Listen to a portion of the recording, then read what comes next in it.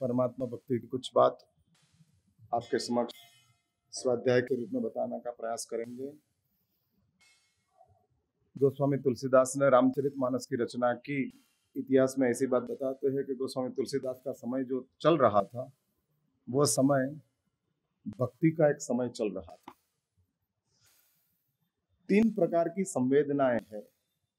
एक राग की संवेदना है, एक प्यार की संवेदना है और तीसरी है भक्ति की संवेदना। नो डाउट प्यार में भी राग है, भक्ति में भी राग है, और राग में तो राग है ही। लेकिन जब केवल राग होता है तब शास्त्रकार कहते हैं कि उसके साथ मोह जुड़ जाता है।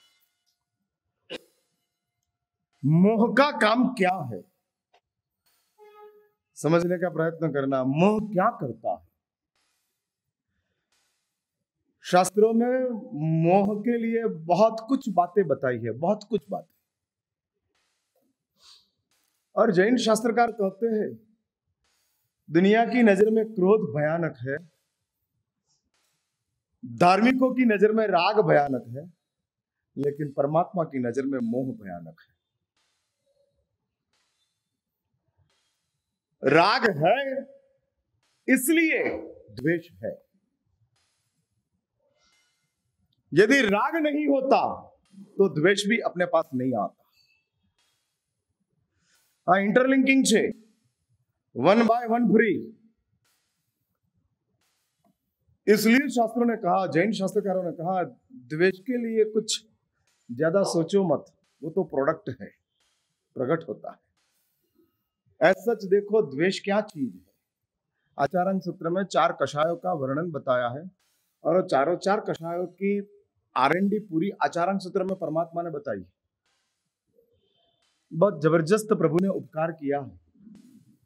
यदि परमात्मा के पास वितरागता नहीं होती, सर्वज्ञत्व नहीं होता, तो ये परमात्मा नहीं बता सकते थे। दुनिया में किसी ने यह बात नहीं बताई है। दुनिया के तमाम धर्मों ने दोषों को खराब किया है, लेकिन दोषों क्यों खराब है वो विज्ञान प्रभु का है।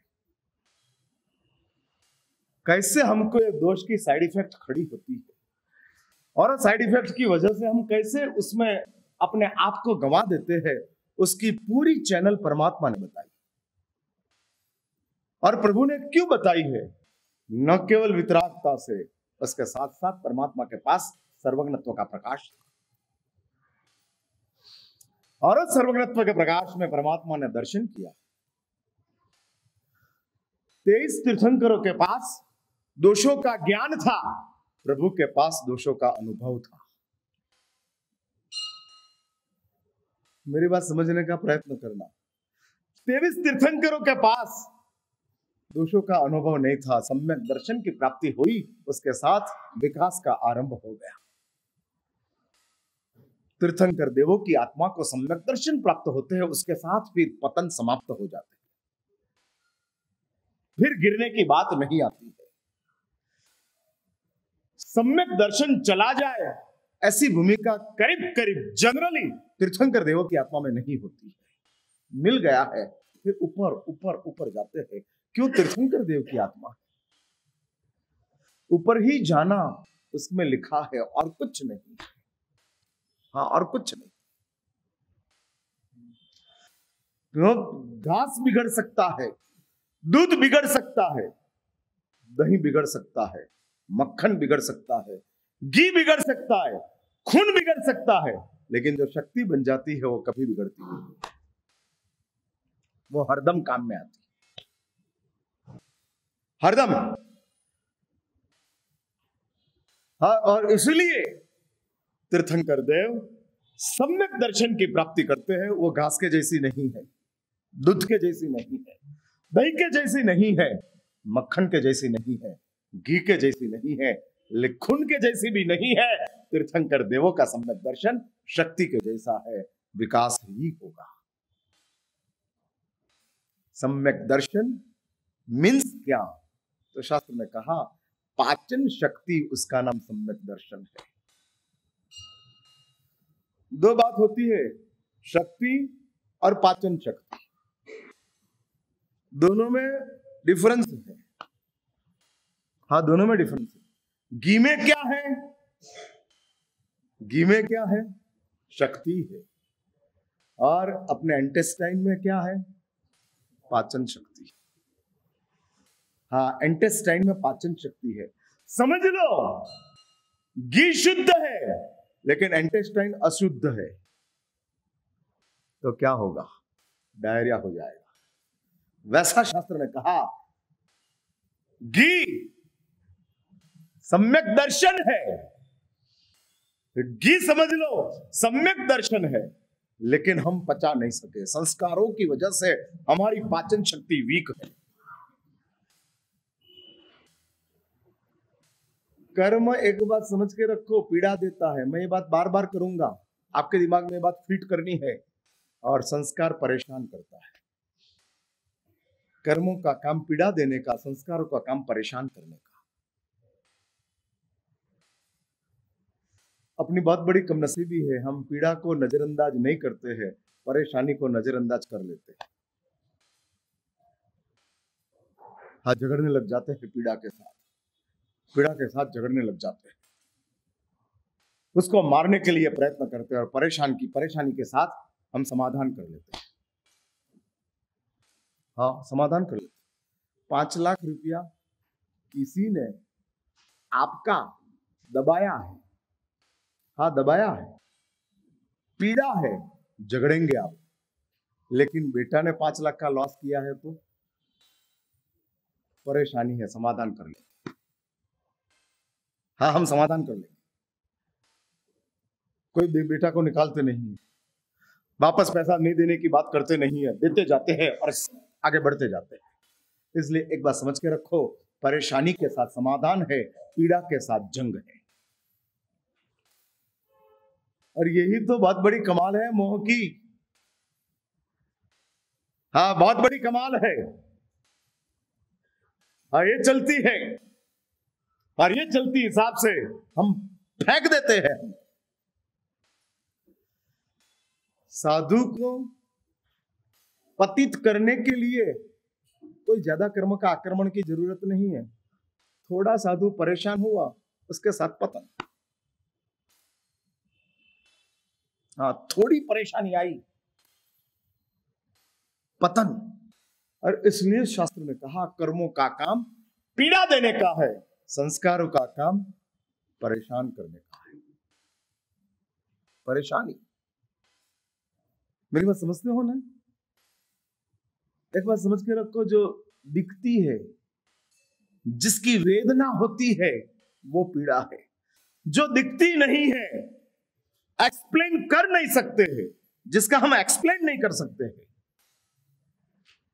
लेकिन अंदर से हम सिकुड़ते जाते हैं, उसका नाम परेशानी है। हाँ, परेशानी। और आप लोग एक बार लिख के रखो, पीड़ा में नहीं हो, परेशानी में हो। हाँ, you are not in pain but you are in struggle. हाँ, स्ट्रगल में हो, पेन में नहीं हो, स्ट्रगल में हो। हाँ, स्ट्रगल चलते रहता है, स्ट्रगल चलते रहता है। अंदर से संघर्ष चालू रहता है। और ये संघर्ष बहुत कातिल है, बहुत कातिल है।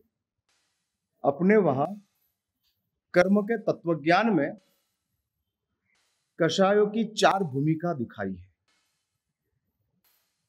अनंतानुबंधी, अप्रत्याख्यानी, प्रत्याख्यानी, संज्वला। तत्व ज्ञान की बात बहुत सुंदर है, बहुत सुंदर है, लेकिन कभी भी हम उसकी चर्चा नहीं करते हैं, क्योंकि सुनने वाले के पास भूमिका ही नहीं। क्या करना, चाय पी पी के आप इतने आदी हो गए हो कि दूधपाक के लिए आपकी नजर ही नहीं जाती। हाँ, चाय ही चाहिए।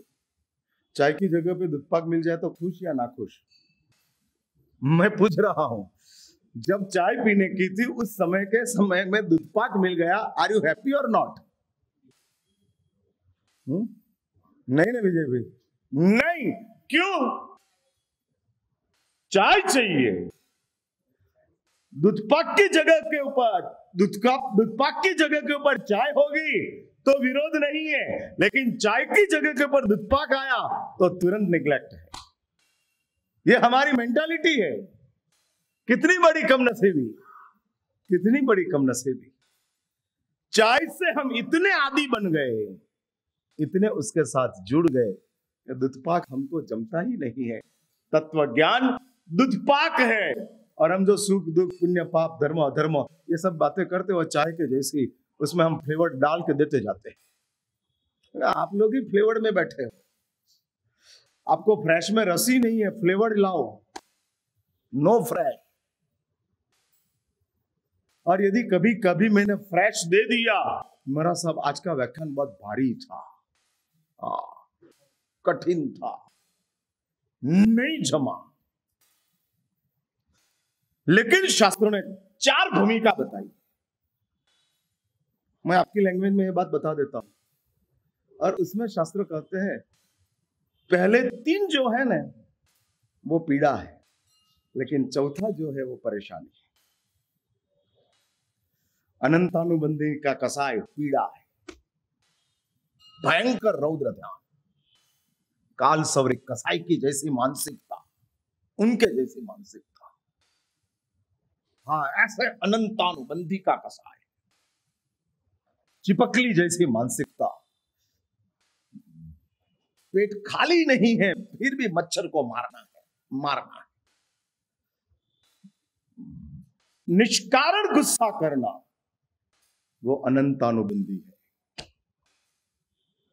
हाय बात लिख के रखो, निष्कारण, कोई कारण नहीं है फिर भी गुस्सा आता है, सब बराबर चल रहा है, कोई डिफिकल्टी नहीं है फिर भी गुस्सा आता है। इसलिए शास्त्रों ने कहा निष्कारण गुस्सा करना अनंतानुबंधी है। भयानक है ये अनंतानुबंधी का शब्द सुनने में आपको थोड़ा डिफिकल्ट है, लेकिन उसकी जो ताकत है ना वो ताकत बर्बाद कर देती है। इसलिए मैं कहता हूं, कल भी कहा था, आज फिर से कहता हूं, निष्कारण पाप, निष्कारण गुस्सा को छोड़ो। क्यों? सामने वाले ने फोन नहीं उठाया और आपको गुस्सा आ गया, क्यों? हॉर्न मारते हो और साइड नहीं मिलती है, गुस्सा आ गया। पूजा की लाइन में आपको ओवरटेक करके कोई आगे निकल गया, गुस्सा आ गया। हाँ, आ गया, हुआ। फूल वाले ने आपके लिए फूल नहीं रखा, गुस्सा आ गया। भाई मैं ये सब जितने भी कारण बोला वो सब गुस्सा का कारण है।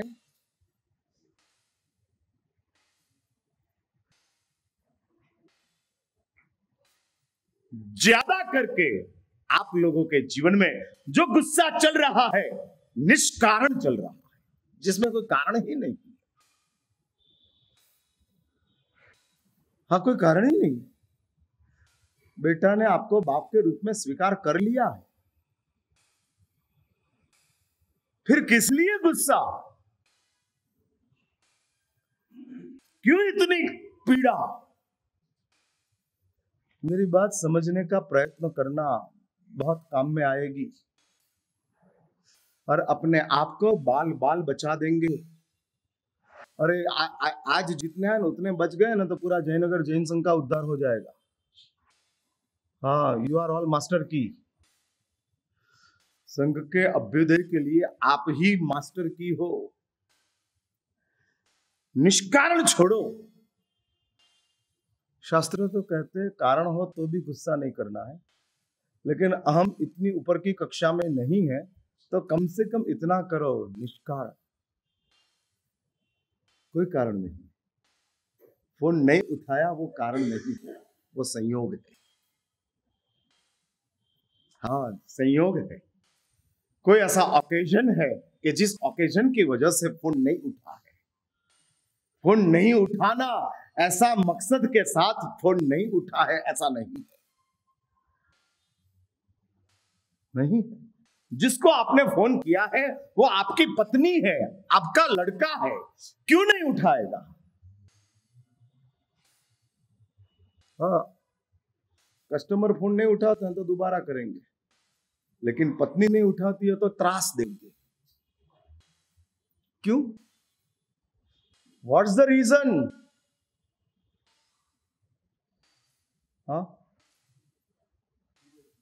हाँ, बोल दिया। चालू है ना? हाँ, ये चलता है। दूसरों के साथ जैसी आपकी बिहेव है, ऐसी बिहेव अपनों के साथ चालू कर दो। समझ में आती है मेरी बात? आप लोग से रॉबर्ट के जैसे बैठ जाते हो, व्याख्यान में आते हो तो ऐसा लगता है प्रार्थना सभा में आ गए। बिल्कुल हम प्रार्थना सभा में बैठे ऐसे वैसे सब बैठ जाते हैं। हाँ, कुछ भी बात नहीं, कुछ भी सोच नहीं, सुनते हो नहीं सुनते हो वो भी पता नहीं लगता है, ऐसा बैठ जाते हैं। क्या चलता है अंदर समझ में नहीं आता। इन लोगों को पूछो, गैस के ऊपर खाली तपेली चढ़ाए, उसमें उन लोगों ने कभी डोया हिलाया? पूछो उनको, पूछो। और मुझे तो पता ही नहीं लगता, फिर भी मैं डोया हिलाते रहता हूं, खाली है कि भरा है। बहुत बड़ी तकलीफ है यार। और एक साथ 50-100 तपेली चढ़ा दिया है और सबको हिलाते रहता है।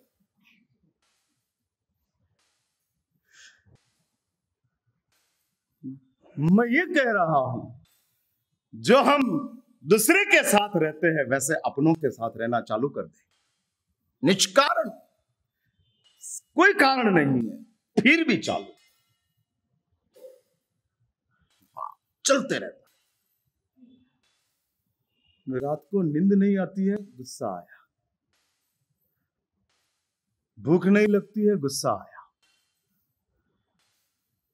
और ये निष्कारण शास्त्र ने कहा है, मैं मेरे दिमाग की बात नहीं कहता हूं, निष्कारण गुस्सा शास्त्र ने कहा अनंतानुबंधी है।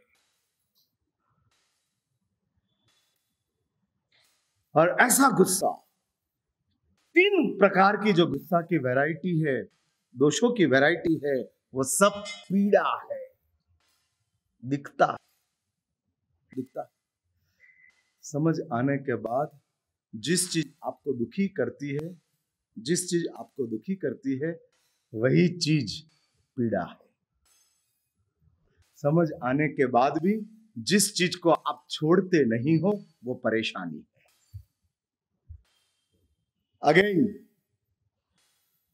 हाँ, ये बात समझ के रखो, पीड़ा और परेशानी क्या चीज है। समझ आने के बाद जिस चीज आपको बुरी लगती है, छोड़ देते हो, उसका वो चीज पीड़ा है। आप वो छोड़ देते हो, समझ आई, छोड़ दिया, उसको ही हम पीड़ा कहते हैं। और उसको ही समझ नहीं थी तब तक चालू था, लेकिन समझ आने के बाद लगा कि तो गलत हो गया सब। હવે થયું કે ભૂલ થઈ છે, ખોટા જગના કામ, સાચું તારું નામ સ્વામી, સાચું તારું નામ। गुजराती भाषा में इस स्तवन आता है और कहते हैं, હવે થયું કે ભૂલ થઈ, खोटा जगना काम। अब समझ आई और पता लगा भूल थई छे, अभी तक समझ नहीं थी, और समझ नहीं होने के हिसाब से परंपरा चल रही थी। हाँ, चल रही थी, वही काम चल रहा था जो चल रहा था। क्यों? समझ नहीं थी। बेटे को कपड़ा स्वच्छ पहनाओ, बाद में भी बेटा कपड़ा बिगाड़ता है, क्योंकि समझ नहीं। हाँ, समझ नहीं, इसलिए बार बार बदलते जाओ और बार बार बिगाड़ते जाए। फिर माँ क्या कहती है? शाम को ही बदलेंगे, अभी तक भटकने दो। दुलेटी का समय आता है ना, और आपको रंगते हैं, सच बोलो उसका ड्रेस आप कब बदलते हो? खेल पूरा होने के बाद, क्योंकि पता है कि बिगड़ने ही वाला है, बिगड़ने ही वाला है। वैसा समझ आने के बाद ही पीड़ा खड़ी होती। जब तक समझ नहीं आती है तब तक चलता ही रहता है, चलता ही रहता है। इसमें तो हम अनंत काल जिए। संगना ने संसार बढ़ाया, समझ ने संसार समाप्त किया। हाँ, संगनाओं से संसार बढ़ता रहा, बढ़ता रहा। मैं ये कहता हूं, पीड़ा समझ में आ जाएगी, परेशानी को कैसे हील करना। और आप लोगों की इतनी पात्रता का विकास हो गया है कि जिसमें आप पीड़ा से तो दूर हो गए, लेकिन परेशानी का पल्लू अभी छोड़ा नहीं है। चलता रहता है, चलता रहता है। और ये परेशानी के साथ हम जीते रहते हैं, जीते रहते हैं परेशानी के साथ। 5 लाख रुपया आता नहीं है, नहीं आने के बाद भी 5 साल से हमारा घर बराबर ही चल रहा है, जिसमें कोई डिफिकल्टी नहीं, कोई डिफिकल्टी। गया है नो डाउट सही है, लेकिन आने से कोई एक्स्ट्रा नहीं होने वाला है। हाँ, आ गया और कुछ एक्स्ट्रा ऐड हो गया, नहीं, नहीं है। और फिर भी हम वो 5 लाख के साथ जुड़े हैं। मंदिर में उसको देखते हैं और बेचैन हो जाते हैं।